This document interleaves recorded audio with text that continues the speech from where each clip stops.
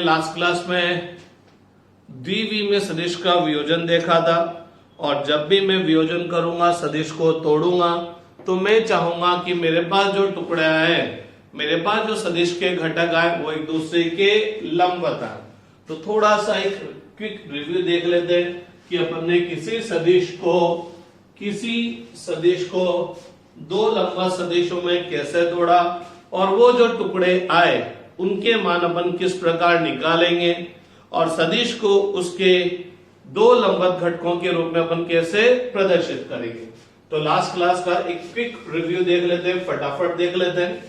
तो माना कि आपके पास एक ये सदिश है जिसका प्रारंभिक बिंदु O और अंतिम बिंदु P है और इस सदिश OP वेक्टर को मैंने नाम दिया A वेक्टर। मेरे पास OP वेक्टर बराबर A वेक्टर एक द्विविमीय सदिश है। द्विविमीय का मतलब जो एक तल पर हो, क्योंकि एक तल पर केवल कितनी लंबवत दिशा होती है? दो लंबवत दिशा होती है। अब मेरे को बोला गया इस सदिश को तोड़िए, इस सदिश को दो लंबवत सदिशों में तोड़िए। तो मैं क्या करूंगा, सदिश के प्रारंभिक बिंदु से दो लंबवत रेखाएं खींच दूंगा, उनमें से एक को बोलूंगा x अक्ष और एक को बोलूंगा y अक्ष। तो ये सदिश को घटक तोड़ने के लिए, घटक लेने के लिए मैं क्या कर रहा हूं, सदिश के प्रारंभिक बिंदु से दो लंबवत रेखाएं खींच रहा हूं और फिर क्या करूंगा, सदिश के अंतिम बिंदु से उन दोनों लंबवत रेखाओं पर लंब डालूंगा। तो घटक लेने का प्रोसेस समझ लीजिएगा। जब भी किसी सदिश के घटक लेने हैं तो सदिश के प्रारंभिक बिंदु से दो लंबवत रेखाएं खींचे, अंतिम बिंदु से उन दोनों लंबवत रेखाओं पर लंब डाल दीजिए। तो माना कि इस लंब का पाद बिंदु कितना है, फुटपॉइंट कितना है m, और y अक्ष पर लंब का जो पाद बिंदु है वो कितना है n है। तो आपके दिमाग में आया कि अरे यार मैं इस OP वेक्टर को क्या कर सकता हूं, इस OM वेक्टर और MP वेक्टर से मिलकर बना मान सकता हूं। तो OP वेक्टर किसके बराबर है, OM vector plus MP vector. और थोड़ा सा गौर फरमाएंगे, इस MP वेक्टर को हम क्या बोल सकते हैं, ON वेक्टर। तो अपन ये भी बोल सकते हैं कि भैया MP वेक्टर और ON वेक्टर तुल्य सदिश है। तो कुल मिलाकर मैं इस OP वेक्टर को इन दो सदिशों का योग मान सकता हूं। बोले तो मैं बोल सकता हूं ये OP वेक्टर इन दो सदिशों से मिलकर बना है। तो ये दोनों सदिश इस OP वेक्टर के क्या कहलाएंगे, घटक कहलाएंगे। OP वेक्टर को अपन ने क्या बोल रखा है, A वेक्टर। तो A वेक्टर इक्वल टू क्या हो गया, OM vector plus ON vector. तो आपका A वेक्टर इन दो सदिशों से मिलकर बना। बोले तो ये दोनों सदिश A वेक्टर के क्या कहलाएंगे, घटक। बोले तो अपन इस OM वेक्टर को और इस ON वेक्टर को A वेक्टर के घटक बोल सकते हैं। बोले तो A वेक्टर के टुकड़े बोल सकते हैं, बोले तो A वेक्टर के पीसेस बोल सकते हैं। क्योंकि इन दो सदिश को जोड़ेंगे तो वापस आपको क्या मिल जाएगा, A वेक्टर। तो OM वेक्टर और ON वेक्टर A वेक्टर के घटक है। तो गौर फरमाइएगा ये OM वेक्टर क्या है, ये OM वेक्टर क्या है, इस A वेक्टर का घटक है कौन सी दिशा में, x दिशा में। ये OM वेक्टर क्या है, A वेक्टर का घटक है कौन सी दिशा में, x दिशा में। तो इसको मैं प्रदर्शित करूंगा AX वेक्टर। ये घटक लिखने का एक तरीका है। वैसे तो आप इस OM को कुछ भी नाम दे देते, लेकिन ये घटक लिखने का एक तरीका है कि जब अपन ने A के नीचे x लिखा तो ये A का घटक है कौन सी दिशा में, x दिशा में।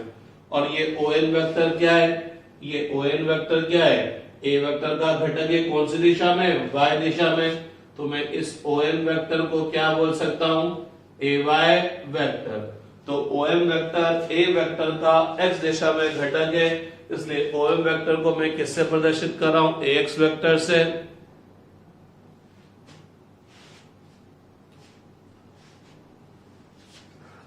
हरिओम, आपकी स्क्रीन थोड़ी छोटी करो, वो बहुत बड़ी हो रही है इसलिए नहीं दिख रहा।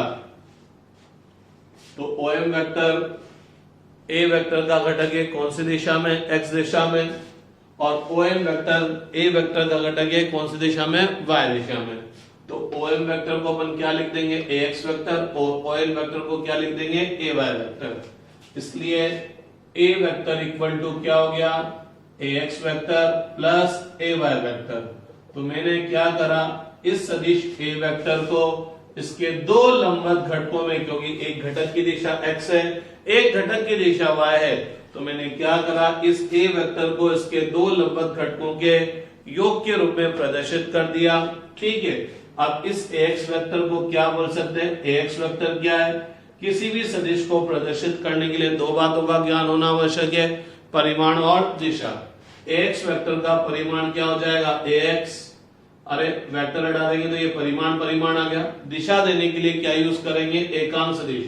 तो ax कौन सी दिशा में, x दिशा में। अरे ax क्या चीज है, OM वेक्टर, तो ये OM वेक्टर है, तो ये मेरा क्या हो गया, ax वेक्टर, और ये जो OM वेक्टर है, ये जो OM वेक्टर है, ये मेरा ay वेक्टर हो गया। तो भैया लोगों, ax वेक्टर का परिमाण तो ax हो गया, दिशा x अक्ष की तरफ, और ay वेक्टर का परिमाण ay हो गया, दिशा y अक्ष की तरफ, और y अक्ष की तरफ दिशा बताने के लिए किसका यूज करेंगे, j कैप का। तो a वेक्टर इक्वल टू क्या हो गया, ax i cap plus ay j cap. तो भैया लोगों, मैंने इस सदिश को इसके दो लंबवत घटकों के रूप में प्रदर्शित कर दिया, एक घटक x दिशा में, दूसरा घटक y दिशा में। ये दो घटक आए, इसकी दिशा x की तरफ, इसकी दिशा y की तरफ। इस वाले घटक का परिमाण ax है, इस वाले घटक का परिमाण ay है। ये तो अभी तक मैंने केवल क्या करा, इस सदिश को इसके दो लंबवत घटकों के रूप में प्रदर्शित किया। असली टारगेट तो मेरा क्या था कि जब मैं सदिश को दो लंबवत घटकों के रूप में तोड़ूंगा, तो ये जो घटक आएंगे बोले तो ax वेक्टर और ay वेक्टर जो आएगा, इनका परिमाण क्या होगा, दिशा क्या होगी। ax वेक्टर का परिमाण तो ax हो गया, तो मेरे को ये निकालना रहेगा, ax का मान कितना होगा, दिशा x अक्ष की तरफ, ay वेक्टर का परिमाण तो ay हो गया, दिशा y अक्ष की तरफ। तो ax वेक्टर और ay वेक्टर का दिशा तो मेरे को पता लगी, लेकिन इनके परिमाण ax और ay के मान क्या होंगे, क्योंकि मेरे को क्या दिया हुआ है, a वेक्टर दिया हुआ है, मेरे को ax और ay नहीं दे रखा, तो मेरे को इस ax और ay को किसके रूप में निकालना पड़ेगा, a वेक्टर के परिमाण और दिशा के रूप में। संयोजन में ये दो दिए होते थे और इसको ज्ञात किया जाता था, वियोजन में यह दिया होगा, आपको ये दोनों ज्ञात करने पड़ेंगे। तो अब इस a वेक्टर का x दिशा में जो घटक आ रहा है और y दिशा में जो घटक आ रहा है, उसका परिमाण निकालने की कोशिश करते हैं। a वेक्टर पता है, इसका मतलब a वेक्टर का परिमाण कितना है ये पता है, a वेक्टर किस दिशा में ये भी पता है। जब a वेक्टर की दिशा पता है तो मेरे को ये भी पता है कि मेरा a वेक्टर x अक्ष के साथ कितना कोण बना रहा है, थीटा कोण बना रहा है। तो भैया लोगों, अगर अपन ये समकोण त्रिभुज देखेंगे, OMP समकोण त्रिभुज देखेंगे, तो cos थीटा बराबर क्या हो जाएगा, आधार बटा कर्ण। आधार क्या हुआ, OM, और कर्ण क्या है, OP। OM क्या बला है, AX, और OP क्या बला है, A। OM क्या है, यहां से यहां तक की लंबाई, बोले तो इस तीर की लंबाई। तीर की लंबाई क्या बताएगी, सदिश के परिमाण को। यह तीर कौन से सदिश को बता रहा है, AX वेक्टर को बता रहा है, तो इसका मतलब तीर की लंबाई क्या बताएगी, इस AX वेक्टर के परिमाण को AX, और ये OP बोले तो इस भुजा की लंबाई, बोले तो इस तीर की लंबाई। तीर की लंबाई बोले तो सदिश का परिमाण। तो AX बराबर क्या आ गया, A cos थीटा। AX बराबर क्या आ गया, A cos थीटा। और अगर अपन इसी में sin थीटा लगाते हैं तो sin थीटा क्या होता है, लंब बटा कर्ण, लंब हो जाता MP और कर्ण हो जाता OM। MP किसके बराबर है, एक तरह से OM के बराबर है, सॉरी OM नहीं OP, कर्ण तो OP है। ON क्या बला है, AY वेक्टर का परिमाण, और OP क्या बला है, A वेक्टर का परिमाण। तो AY इक्वल टू कितना आ गया था, A cos थीटा। क्या आ गया था, A cos थीटा। तो कल अपन यहाँ पर खत्म करके कर दिया था अपन ने, ये मैंने कल का रिवीजन कराया है। तो AX वेक्टर का परिमाण कितना आया, A cos थीटा, और AY वेक्टर का परिमाण क्या आया, A sin थीटा। के गुणा करूंगा तो साइन आएगा, A sin थीटा। तो इन दोनों सूत्रों की सहायता से हम इस ए वेक्टर के जो घटक है उनका मान निकाल सकते हैं। अब एक बात और गौर फरमाइएगा, एक बात और गौर फरमाइएगा, अगर मैं इस ए वेक्टर का परिमाण इन दोनों घटकों के परिमाण के रूप में लिखना चाहूं तो मेरे को साफ साफ दिख रहा है ये समकोण त्रिभुज, और समकोण त्रिभुज हो गया तो कर्ण का स्क्वायर बराबर आधार का स्क्वायर प्लस लंब का स्क्वायर, तो a बराबर कितना हो गया under root ax square plus ay square. कल मैंने इसी सूत्र को तीन तरह से बताया था, दो बार तो गणित संयोजन विधि की सहायता से और एक बार वियोजन विधि की सहायता से।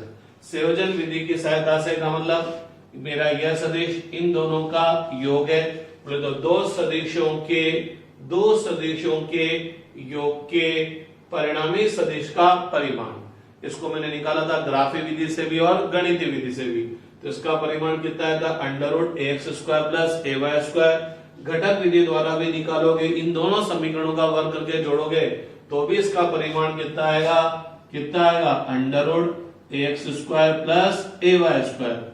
तो भैया लोगों अगर a vector equal to ax i cap plus ay j cap है तो a वेक्टर का परिमाण ax प्लस ay नहीं होगा, under root ax square plus ay square होगा। और यहां से ये थीटा देखें तो tan थीटा बराबर क्या होगा लंब बटा आधार। लंब क्या है mp बोले तो on और on क्या है ay और आधार on बोले तो ax। और इसी समीकरण को मैंने यहां से भी निकाल लिया था, इसमें उसमें इसका भाग देंगे तो tan थीटा बराबर क्या आएगा ay अपॉन ax। तो शॉर्टकट बात यह है कि अगर आपका सदिश उसके घटकों के रूप में, उसके लंबवत घटकों के रूप में दिया होगा तो इस सदिश का परिमाण इसके घटकों के परिमाण के रूप में क्या आएगा under root ax square plus ay square. और अगर ये वेक्टर x दिशा से थीटा कोण बनाता है तो tan थीटा बराबर क्या आएगा y वाला घटक बटा x वाला घटक। कल तक अपन ने ये पढ़ लिया था, ठीक है कि नहीं बात। अब क्या है कि अपन ये जो घटक लेते हैं इन घटकों का मान ज्ञात करने के लिए थोड़ी सी स्पीड बढ़ाते हैं, क्योंकि मेरी पूरी फिजिक्स में मेरे को पता नहीं कितनी बार ये घटक लेने पड़ेंगे, न्यूमेरिकल्स में तो लेने पड़ेंगे, डेरिवेशंस में भी लेने पड़ेंगे। और मैं इस तरह से बार बार ये समकोण त्रिभुज, ये कॉस, ये साइन करके बताता गया तो मेरा पता नहीं कितना टाइम खराब होगा। तो मैं थोड़ा सा एक आपको तरीका बताता हूं, उस तरीके से आप घटक बहुत तेजी से ले सकते हैं, बहुत फास्ट ले सकते हैं।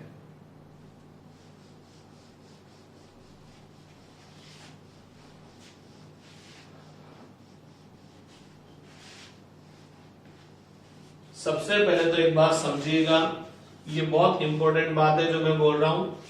जब भी आपको किसी सदिश का घटक लेना है, और मेरी फिजिक्स में तो घटक हमेशा मैं लंबवत ही लूंगा, तो ध्यान रखिएगा जब भी किसी सदिश के घटक लेने तो प्रारंभिक बिंदु से क्या करेंगे, दो लंबवत रेखाएं खींच देंगे। एक घटक लेने का तरीका है, प्रारंभिक बिंदु से क्या करेंगे, दो लंबवत रेखाएं खींच देंगे। अब अंतिम बिंदु से उन दोनों रेखाओं पर लंब डालेंगे, अंतिम बिंदु से उन दोनों रेखाओं पर लंब डालेंगे। तो इस ए वेक्टर का इस दिशा में घटक कहां से कहां तो होगा, इस ए वेक्टर का एक्स दिशा में जो घटक होगा वो कहां से स्टार्ट होगा, इस सदिश के प्रारंभिक बिंदु से स्टार्ट होगा और कहां पे जाके खत्म होगा, ये जो लंब का फुट पॉइंट आया यहां पर।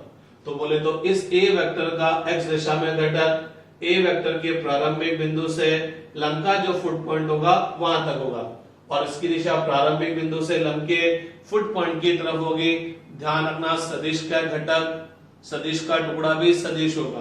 तो जब इसका ये टुकड़ा आया तो इस टुकड़े की भी दिशा महत्वपूर्ण है, क्योंकि एक्स दिशा में केवल एक ही दिशा नहीं होती, एक्स दिशा में केवल एक ही दिशा नहीं होती, धनात्मक एक्स अक्ष भी होता है और ऋणात्मक एक्स अक्ष भी होता है। तो भैया जो आपने सदिश का घटक लिया उस घटक की दिशा भी बहुत इंपॉर्टेंट है, क्योंकि किसी भी सदिश को प्रदर्शित करने के लिए दो बातों का ज्ञान होना आवश्यक है, परिमाण और दिशा। तो भैया देखना पड़ेगा एक ही रेखा पर दो दिशा होगी कि घटक धनात्मक एक्स अक्ष में है कि ऋणात्मक एक्स अक्ष में है। अभी आपको मेरी बात थोड़ी और क्लियर होती जाएगी। तो ये ax वेक्टर हो गया। तो ax वेक्टर कहां से हुआ? सदिश के प्रारंभिक बिंदु से लंब का जो फुट पॉइंट आया उसकी तरफ इसका a वेक्टर का x दिशा में घटक हो गया। a वेक्टर का y दिशा में घटक क्या होगा? सदिश के प्रारंभिक बिंदु से y दिशा में जो लंब का फुट पॉइंट आया इसकी तरफ, बोले तो सदिश के प्रारंभिक बिंदु से लंब का जो फुट पॉइंट आया इसकी तरफ, तो ध्यान दे इसकी दिशा प्रारंभिक बिंदु से लंब के फुट पॉइंट की ओर होगी। तो ये क्या हो गया? ay vector. तो इस a वेक्टर के टुकड़े के जो दो टुकड़े है, ax वेक्टर और एक y वेक्टर। इस ax वेक्टर की दिशा पता लगी धनात्मक x दिशा में, इस ay वेक्टर की दिशा पता लगी धनात्मक y दिशा में। ये इन घटकों की दिशाएं भी इंपॉर्टेंट है क्योंकि x वाला घटक धनात्मक x अक्ष में भी हो सकता है और ऋणात्मक x अक्ष में भी हो सकता है, और y वाला घटक भी धनात्मक x अक्ष में हो सकता है और ऋणात्मक y अक्ष में भी हो सकता है।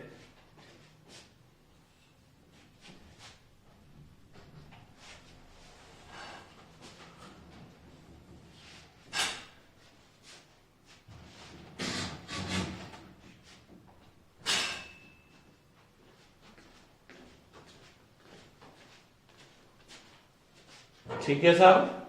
अब ये जो दो टुकड़े है ए वेक्टर के, जो ये दो टुकड़े है एक्स वेक्टर और ए वाई वेक्टर, इन दोनों टुकड़ों की दिशा तो पता लग गई कि अब एक्स वेक्टर को लिखूंगा तो एक्स वेक्टर का परिमाण तो एक्स आ गया।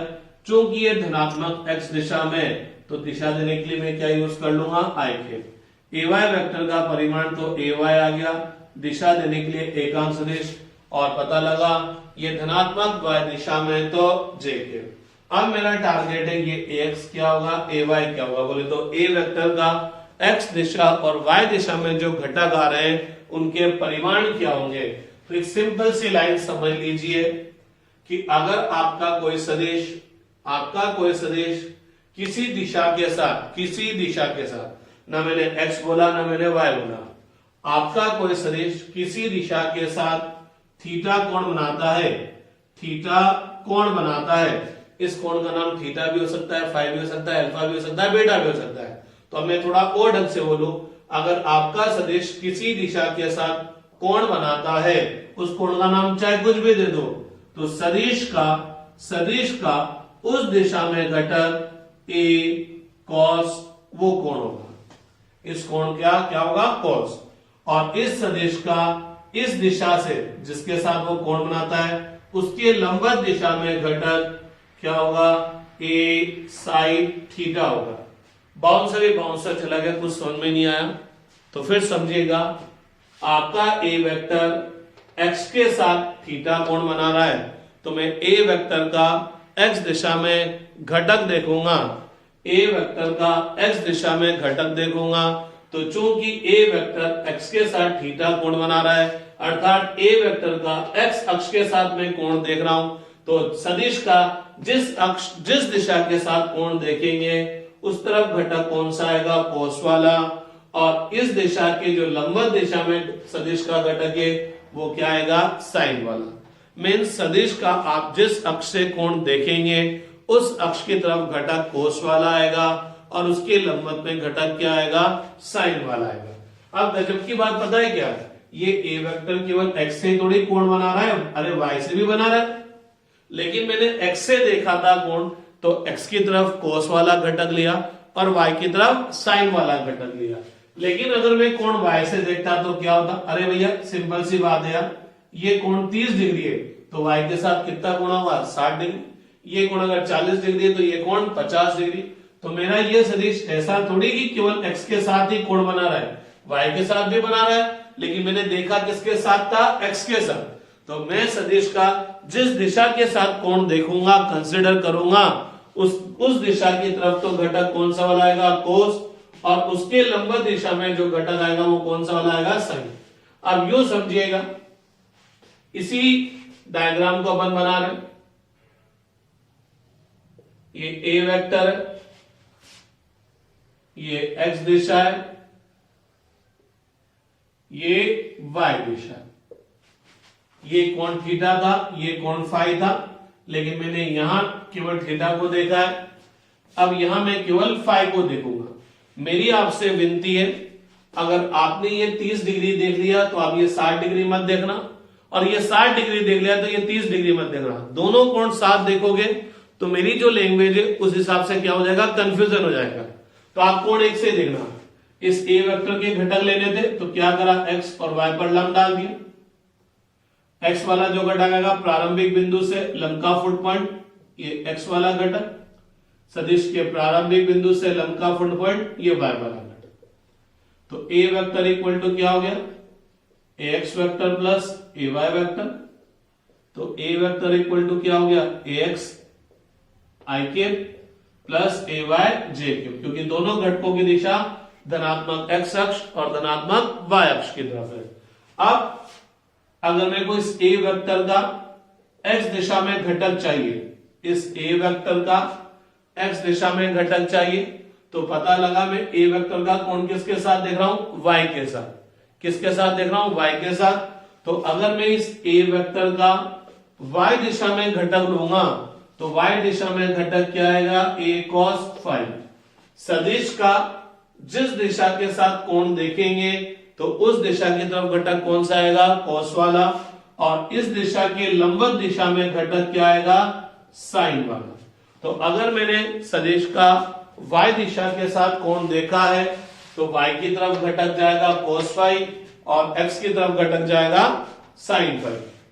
लेकिन गजब की बात ये, आप ये वाला कोण देख के इन दोनों घटकों का मान निकालो या ये वाला कोण देख के इन दोनों घटकों का मान निकालो, वैल्यू सेम ही आएगी। कैसे आएगी, क्योंकि ये थीटा और ये फाई होता तो थीटा प्लस फाई कितना आया, कितना है भैया, 90, क्योंकि x और y लंबवत है ना, तो ये टोटल कोण 90 आएगा। तो भैया यहां से फाई बराबर कितना आया, कितना आया, 90 माइनस थीटा। तो ax इक्वल टू कितना आ जाएगा, a साइन फाई, फाई की जगह क्या लिख दो, 90 माइनस थीटा। तो पूरी दुनिया जानती है, क्या जानती है, साइन 90 माइनस थीटा क्या होता है, क्या होता है, कॉस थीटा। और ए वाई इक्वल टू क्या है, ए कॉस फाई है, फाई के लिए यहां रख दो, 90 minus theta, cos 90 minus theta क्या होता है, साइन थीटा। अरे पता लगा, क्या पता लगा, ए साइन फाई किस में कन्वर्ट हो गया, ए कॉस थीटा में। मीन्स आप ए साइन फाई बोलो कि ए कॉस थीटा बोलो, बात एक ही है। तो एक्स वाला घटक ए कॉस थीटा आया था यहां से भी, और यहां से भी क्या आ गया, ए कॉस थीटा। तो अगर आप x के साथ घटक देखोगे तो a cos थीटा आएगा, और y के साथ कोण देखोगे तो ये क्या आएगा, a sin फाई। लेकिन a sin फाई और a cos थीटा की वैल्यू क्या है, सेम। इसी तरह से अगर आपने x के साथ कोण देखा था तो y की तरफ घटक क्या था, a sin थीटा। y के साथ कोण देखा था तो y की तरफ घटक क्या है, a cos फाई। लेकिन a cos फाई और a sin थीटा दोनों सेम ही चीज है। तो इस तरह से मैंने इस a वेक्टर को तोड़ दिया। चलो मैं यही लिख देता हूं, इस ए वेक्टर को तोड़ दिया, इसके दो लंबवत घटकों में उसके x वाला जो घटक आया इसका परिमाण ax है और x का मान कितना है, a cos थीटा। तो मैंने इस ax का मान यहां रख दिया i के, प्लस इस ay का मान यहां रख दूंगा a sin थीटा j के। तो मैंने इस तरह से इस सदिश को इसके दो लंबवत घटकों के रूप में लिख दिया। a का मान मेरे को पता है, थीटा का मान मेरे को पता है, तो इस सदिश का परिमाण मेरे को पता लग जाएगा। a का मान पता है, थीटा का मान पता है, इस सदिश का परिमाण पता लग जाएगा। बोले तो ax वेक्टर का परिमाण क्या हो जाएगा, a cos थीटा, और ay वेक्टर का परिमाण क्या हो जाएगा, a sin थीटा। और ax ay के मान यहां लिख देंगे। तो इस a वेक्टर को मैंने क्या कर दिया, इसके दो लंबवत घटकों के रूप में प्रदर्शित कर दिया। कोण आप कहीं से भी देखो, कोण आप कहीं से भी देखो, जिस दिशा से आप कोण देखेंगे उसकी तरफ घटक कौन सा जाएगा, कॉस वाला जाएगा, और उसके लंबवत में घटक कौन सा वाला जाएगा, साइन वाला। ये कोई दिक्कत वाली बात नहीं कि कोण आप x से देख रहे हो कि y से देख रहे हो। आप कोण किसी से भी देख लीजिए, वो कोई प्रॉब्लम वाली बात नहीं है। जिससे आपने कोण देखा उसकी तरफ घटक जाएगा कोस और उसके लंबवत में जाएगा साइन। लेकिन इसका मतलब ये मत समझ लेना कि ये कोस किससे गुणा होगा, सदिश के परिमाण से, और ये साइन भी किससे गुणा होगा, सदिश के परिमाण से। अब अपन थोड़ा सा घटक लेके देखते हैं। देखिए मैं क्या कहना चाह रहा हूं, तो रब कर देते हैं इसको, उतारना चाहें तो आप उतार लें।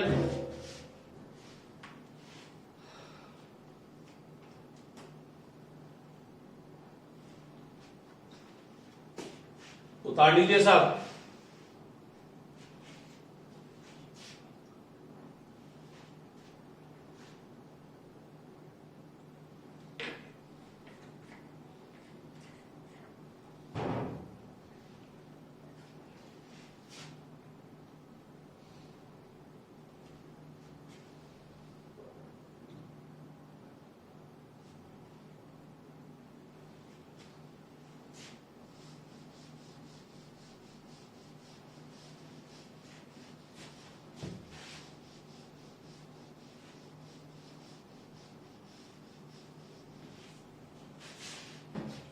अब मान लीजिए आपको बोला गया कि एक वस्तु पर 100 न्यूटन का बल लगता है जो कि एक्स अक्ष के साथ 30 डिग्री कोण बनाता है। एक वस्तु पर 100 न्यूटन का बल लगता है जो कि एक्स अक्ष के साथ 30 डिग्री का कोण बनाता है। अब मेरे को क्या करना है, मेरे को बोला गया इस बल के एक्स और वाई दिशा के अंदर घटक बताइए और इस बल को इसके घटकों के रूप में प्रदर्शित कीजिए। तो मैं सदिश के प्रारंभिक बिंदु से दो लंबवत रेखाएं खींचूंगा। अब अंतिम बिंदु से उन दोनों पर लंब डाल दूंगा। ये मैंने लंब डाल दिया। तो सदिश के प्रारंभिक बिंदु से लंब का फुट पॉइंट आएगा, यहां तक सदिश का एक घटक आएगा। सदिश के प्रारंभिक बिंदु से लंब का फुट पॉइंट आएगा, यहां सदिश का दूसरा घटक आ जाएगा। तो एफ वेक्टर इक्वल टू क्या हो गया, F X vector plus F Y vector. मेरा ये एफ वेक्टर, मेरा ये एफ वेक्टर इन दो घटकों से मिलकर बना है। इन दोनों को जोड़ दो, वापस एफ वेक्टर आ जाएगा। अब इस एफ एक्स वेक्टर की दिशा किधर की तरफ आई है, एक्स अक्ष की तरफ आई है।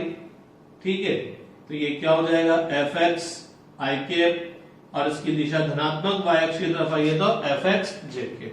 अब मेरे को क्या करना है, एफ वेक्टर का एक्स दिशा में जो घटक है एफ एक्स वेक्टर, उसका परिमाण निकालना है।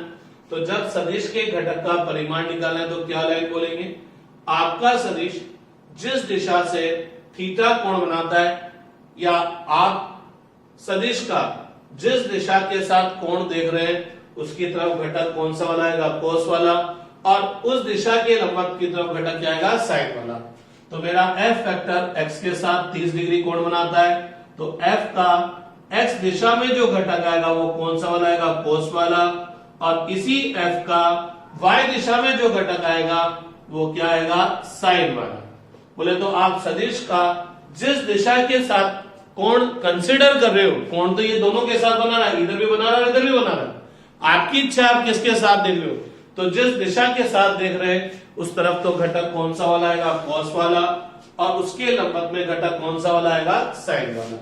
तो F X equal to F cos 30, F की वैल्यू कितनी है भैया 100, और पूरी दुनिया जानती है कोस 30 डिग्री √3/2 होता है।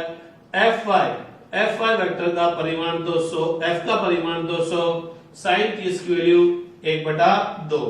तो ये एफ एक्स किसके इक्वल हो गया, 50 √3, और एफ वाई किसके इक्वल हो गया, 50 के इक्वल हो गया।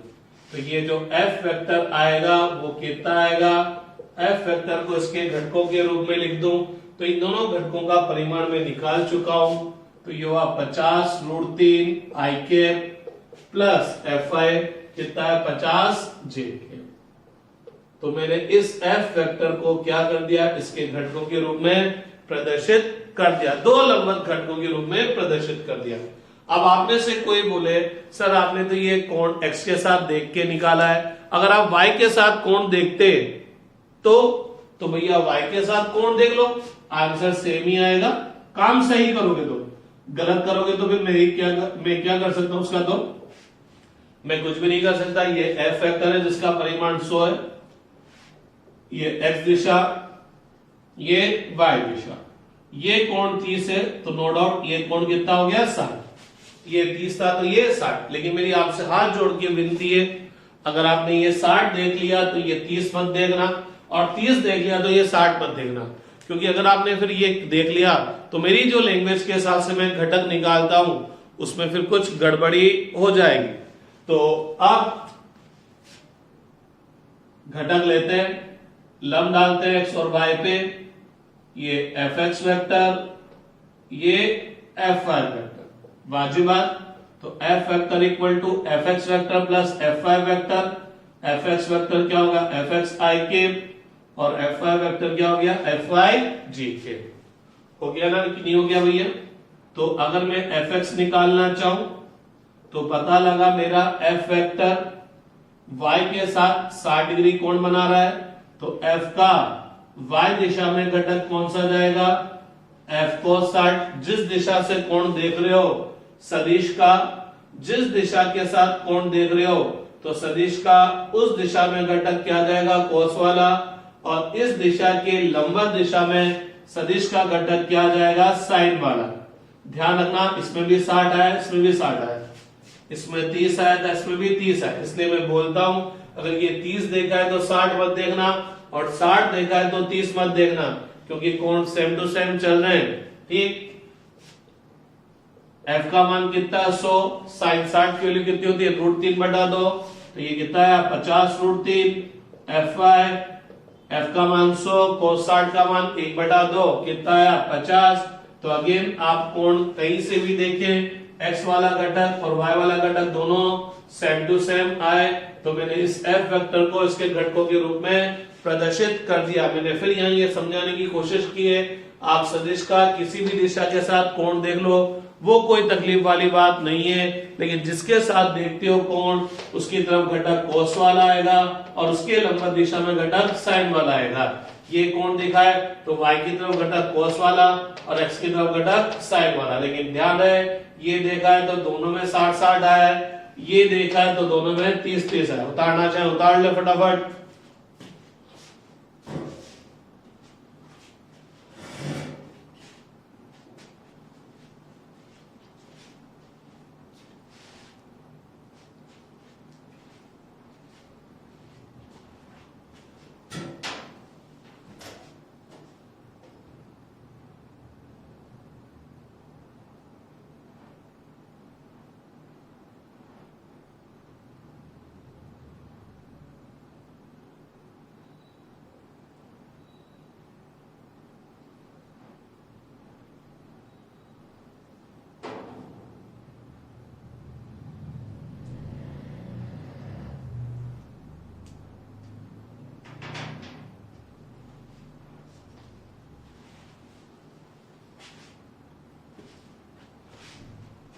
ठीक साहब,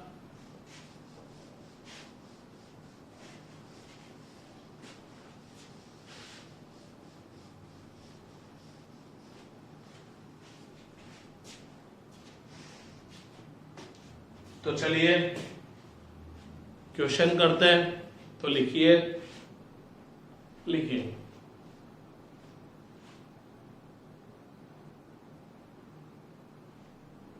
सदिश A वेक्टर का परिमाण 50 है, सदिश A वेक्टर का परिमाण 50 है, यह y दिशा के साथ